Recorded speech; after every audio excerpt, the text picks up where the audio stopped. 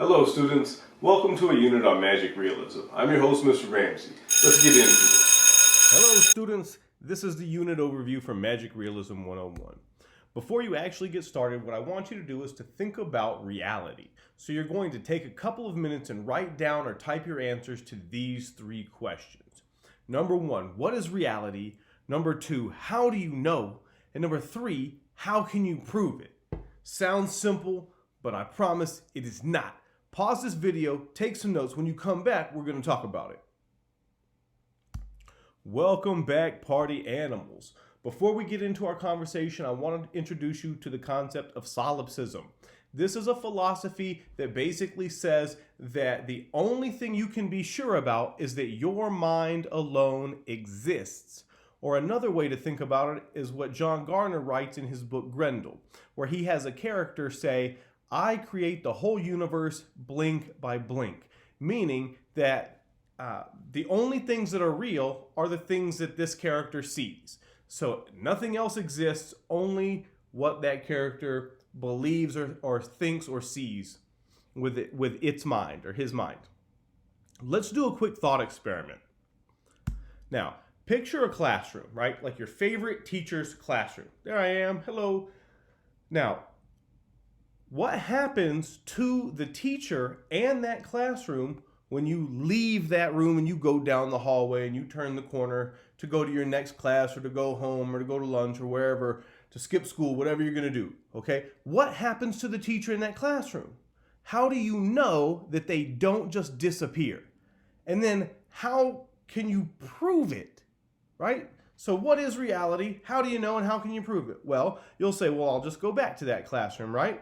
Of course you will. And then there's the teacher again. Why? Well, maybe the only reason that the classroom and the teacher show back up are because you expect them to. Maybe we all exist inside one person's head, and the only time we even know that we're alive is when that person thinks about us and makes us realize that we're alive. It's pretty crazy, I know. It could be that nothing exists. We could all end up in somebody's head, or we could all be like those robots from the TV show Westworld and don't even know that we aren't real humans. So it's a very tricky thing. And so is Magic Realism. Magic Realism can twist your mind up in the same way that solipsism does. And so I wanted to introduce you to that just so that you are aware that sometimes reality can be blurred a little bit. So here's your project. Your driving question is, how can we synthesize several literary and artistic examples of magic realism to create a literary review of the genre that we can publish for an online audience? Now, at this point, you may have a lot of questions, and if you do, that's great. You should write them down and then try to answer them yourself or have somebody help you answer them. Those are going to be your need-to-know questions. So, for this project, you are going to read 4 short examples of the genre Magic Realism to create your own definition of it.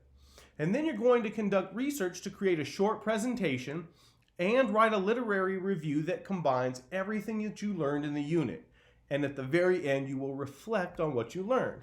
I've created a calendar to help you stay on track of every single thing, every single day, and it is linked underneath this video. For your convenience, make a copy of it. It has the driving question at the very top, and then every single day it tells you what you're going to do. So you're already watching the orientation video for day 1. You've already talked about what is reality and how do you know. The next thing you'll do when you finish with this one is you'll read the short story, The Continuity of Parks by Julio Cortázar. There's a project rubric, which I will go over in a different video with you. And then you can see on day 2, you start reading the stories. There are 4 of these. 2 words is the last one. There is a summative assessment for this. There is an introduction to the presentation assignment. Everything that you need is on this calendar, including some resources to help you with your writing. If you struggle with that, or if you want to learn more about how to form better sentences, you can use the active versus passive voice activity. There are resources for how to write an introduction, transitions, conclusions. Austin's Butterfly is about revision and why it's important to revise. All of those are things that you can check out if you desire. And then at the very end, there is a reflection piece.